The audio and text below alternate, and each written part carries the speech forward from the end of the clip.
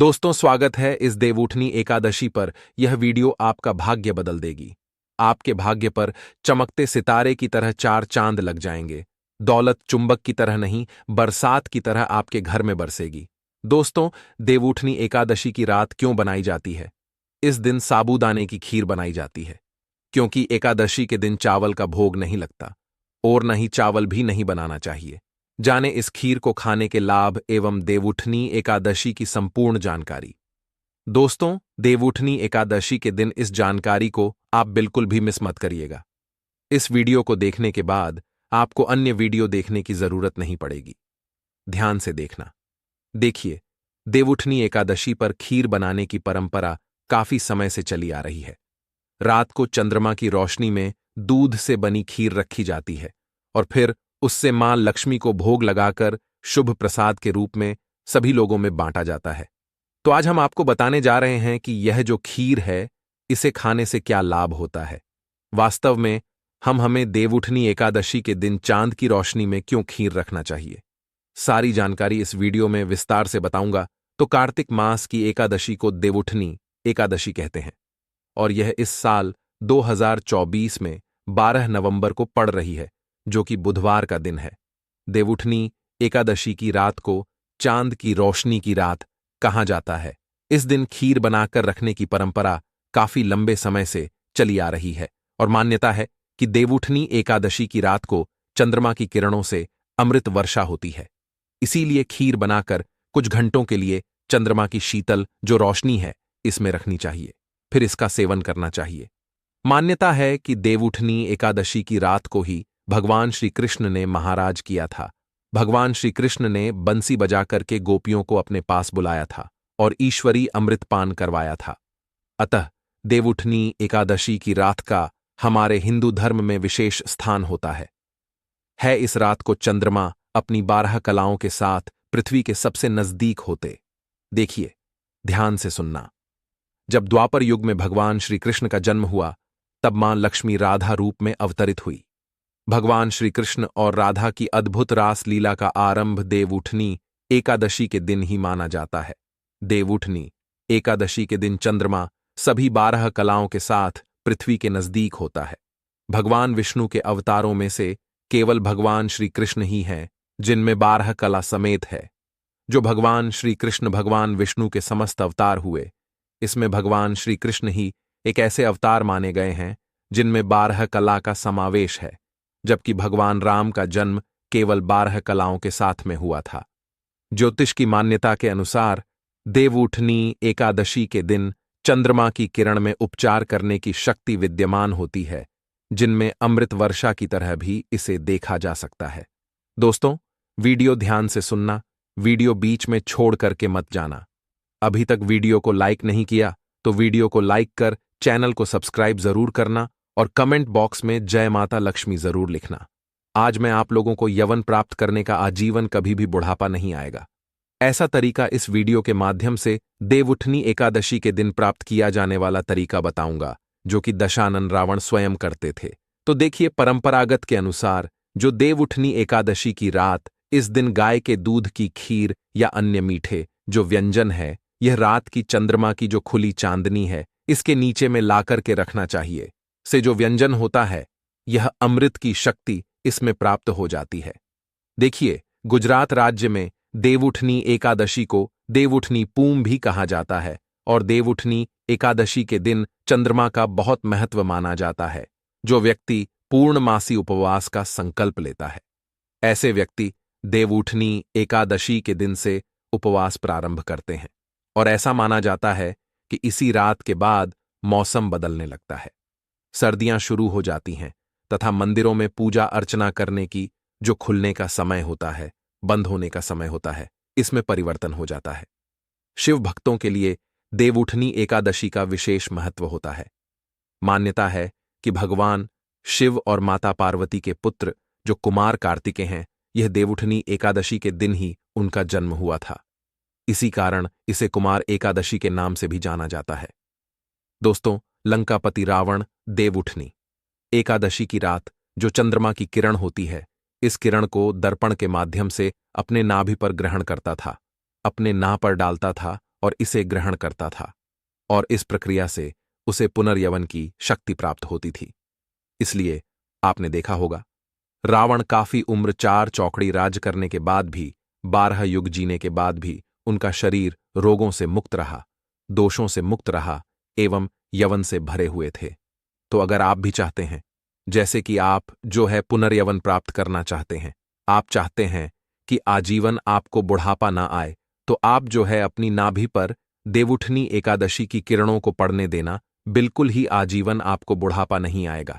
लेकिन यह भी कहा गया है, देवउठनी एकादशी की रात 10 बजे से लेकर के मध्य रात्रि 12 बजे के बीच में अगर कोई भी व्यक्ति कम वस्त्रों में घूमता है, ज्यादा वस्त्र नहीं पहने होता है, तो हो सके तो सभी वस्त्रों का त्याग कर देना चाहिए, कम ही वस्त्र पहन करके घूमना चाहिए। तो ऐसे व्यक्ति को ऊर्जा की प्राप्ति होती है, ऐसे व्यक्ति को बुढ़ापा नहीं आता, ऐसे व्यक्ति को रोग एवं दोष छू भी नहीं पाते। तो आप जो है यह उपाय करके देख सकते हैं। पौराणिक मान्यता के अनुसार देवउठनी एकादशी के दिन माता लक्ष्मी का अवतरण हुआ था। जी हां दोस्तों, जब समुद्र मंथन हुआ था, तो समुद्र मंथन में जो माता लक्ष्मी है, इनका जन्म इस समुद्र मंथन से देवउठनी एकादशी के दिन ही निकली थी, और समुद्र मंथन से इस दिन अमृत भी निकला था। ब्रह्मदेव ने इंद्रदेव को कहा कि प्रत्येक वर्ष में आने वाली देवउठनी एकादशी के दिन आप बिल्कुल ही अपने किरणों के माध्यम से पृथ्वी लोक पर, भूलोक पर अमृत वर्षा जरूर करना। और यह जो अमृत वर्षा है, स्वयं चंद्रदेव अपनी किरण के माध्यम से पृथ्वी लोक पर करते हैं। इस अमृत वर्षा से लोग रोग एवं दोषों से मुक्त होते हैं। इसलिए देवउठनी एकादशी की रात्रि कम वस्त्रों में हमें घूमना चाहिए। इससे हमारे शरीर में यवन हमेशा प्राप्त होता है। मैं आप लोगों को वीडियो के आखिर में इसका और जबरदस्त चमत्कारी प्रयोग बताऊंगा, जिससे आप आजीवन यवन शक्ति प्राप्त करें रहेंगे, आपको बुढ़ापा नहीं छू पाएगा। तो चलिए इस वीडियो में जानते हैं देवउठनी एकादशी की रात क्या करें और क्या ना करें। अभी तक वीडियो को लाइक नहीं किया है तो वीडियो को लाइक कर दीजिए, और वीडियो को ध्यान से देखना। अधूरा ज्ञान हमेशा खतरनाक साबित होता है। दोस्तों, वीडियो को बीच में छोड़ करके जाते हैं तो इसमें आपको ही नुकसान होता है, क्योंकि हो सकता है आज मैं आप लोगों को जो जानकारी बता रहा हूं, यह जानकारी आपको आने वाले समय में ऐसा फायदा पहुंचाएं जिसकी आप कल्पना भी ना कर सके। अर्थात इस जानकारी से हो सकता है आपका भला हो जाए, आप जो है आजीवन यवन को प्राप्त करें, आपको बुढ़ापा ना छुए। तो देवउठनी एकादशी की रात क्या करें क्या ना करें, तो देखिए, ध्यान से सुनना। जो देवउठनी एकादशी की रात है, इस दिन नेत्र ज्योति बढ़ाने के लिए ध्यान से सुनना। देवउठनी एकादशी की रात 25 से लेकर के 30 मिनट तक चंद्रमा को देखने का अभ्यास करना चाहिए, कम से कम 15 से 20 मिनट तक। इस दिन अगर आप चंद्रमा को देखते हैं, बिल्कुल ही ध्यान से देखते हैं, आप अपने जो नेत्र की पलक है इसे बंद नहीं करते, तो आपकी आंखों की ज्योति काफी बढ़ जाती है, दिन जैसी दृष्टि प्राप्त हो जाती है। ऐसा हमारे धर्मशास्त्रों में लिखा है दोस्तों। हो सके तो देवउठनी एकादशी की रात को सुई में धागा पिरोने का अभ्यास करना चाहिए, इससे नेत्र की ज्योति बढ़ती है। देवउठनी एकादशी पर चंद्रमा की चांदनी गर्भवती महिला की नाभि पर पड़े तो जो गर्भ में पलने वाला जो बच्चा होता है हष्टपुष्ट होता है, और ऐसे व्यक्ति काफी ज्ञानी होते हैं। ऐसे जो बच्चे होते हैं शरीर से एवं पुष्ट हो जाते हैं, और यह पहलवान जैसे इनके शरीर में हजारों हाथी के जैसा बल आ जाता है। दोस्तों, हमारे धर्मशास्त्र कहते हैं इस दिन यौन संबंध से दूर रहना चाहिए। ऐसा माना जाता है कि इस दिन संबंध बनाने से जो बच्चे पैदा होते हैं वह विकलांग होने की आशंका रहती है।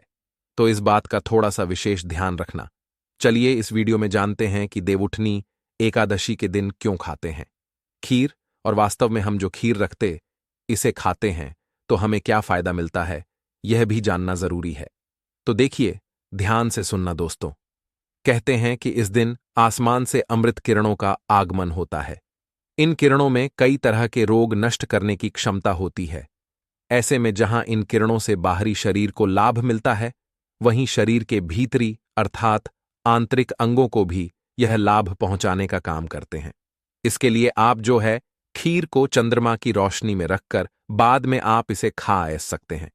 यही कारण है कि देवउठनी एकादशी की रात को लोग अपने घर की छतों पर खीर रखते हैं। दोस्तों, इस खीर को खाने से अगर किसी को लंबे समय से कोई ऐसी बीमारी है जो बीमारी ठीक नहीं हो पा रही है, खाट पर पड़े जो व्यक्ति है जो कि चलने ने फिरने में समर्थवादी नहीं है, उन्हें यह खीर खिलाने से धीरे धीरे कुछ दिनों के भीतर में उनके जो रोग होते हैं वह ठीक हो जाते हैं। और ऐसे व्यक्ति जो खाट पर पड़ा व्यक्ति है, ऐसे व्यक्ति भी चलने फिरने में समर्थवान हो जाते हैं।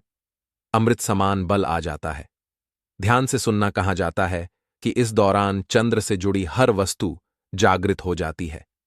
देखिए, दूध भी चंद्रमा से जुड़ा होने के कारण अमृत समान बन जाता है, जिसकी खीर बनाकर खाने से चंद्र प्रकाश में रख करके दूध संबंधी जो भी चीज होती है, जैसे आप खीर को ही रख लीजिए या फिर पेड़ा को रख लीजिए, दूध से बनी कोई भी वस्तु रखते हैं और अगर चंद्र से जुड़ी कोई भी वस्तु खाते हैं तो यह अमृत बन जाता है।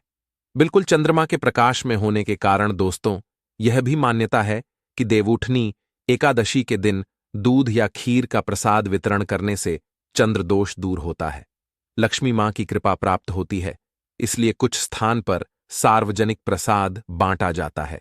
और अगर इस दिन आपके पारिवारिक जीवन में, वैवाहिक जीवन में कोई परेशानी आ रही है, चंद्रमा के दोष के कारण, चंद्र से जुड़े दोष के कारण ही वैवाहिक जीवन में परेशानी आ रही है, कोर्ट चहरी का मामला चल रहा है, किसी भी प्रकार का लंबे समय से वैवाहिक जीवन का आनंद नहीं ले पा रहे हैं, तो देवउठनी एकादशी के दिन आप जो है खीर को जरूर खाइए, या फिर देवउठनी एकादशी की रात्रि में कम वस्त्रों में जरूर घूमें।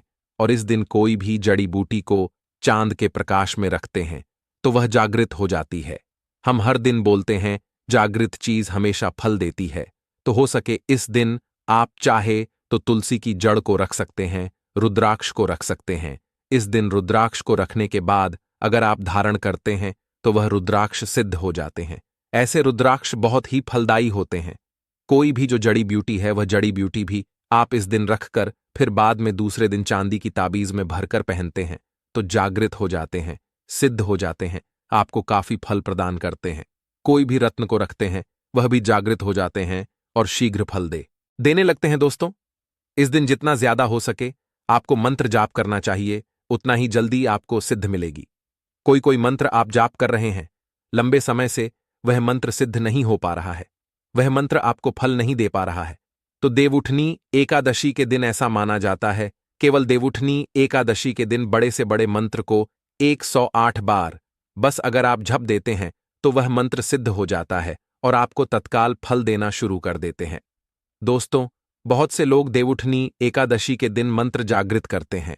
अगर आप इस दिन मां लक्ष्मी का कोई भी मंत्र, जैसे कि ओम श्रीम श्रीये नमः, इस प्रकार के मंत्रों का जाप करते हैं तो अतिशीघ्र यह लाभ देना शुरू कर देते हैं। कोई भी बीज मंत्र है, साबर मंत्र है, इन मंत्रों का जाप करते हैं तो यह भी फल देना शुरू कर देते हैं दोस्तों। और इस दिन देवउठनी एकादशी के दिन मां लक्ष्मी उल्लू पर सवार होकर पृथ्वी लोक पर प्रत्येक मनुष्य के द्वार पर जरूर आती है। इसलिए इस दिन कभी भी अपने घर के दरवाजे को बंद नहीं करना चाहिए। इस दिन हो सके तो रात्रिकालीन 9 बजे से लेकर 3 बजे के बीच अपने द्वार को जरूर खोल कर रखना चाहिए, क्योंकि खुले द्वार पर मां लक्ष्मी बिना पूछे प्रवेश कर जाती हैं।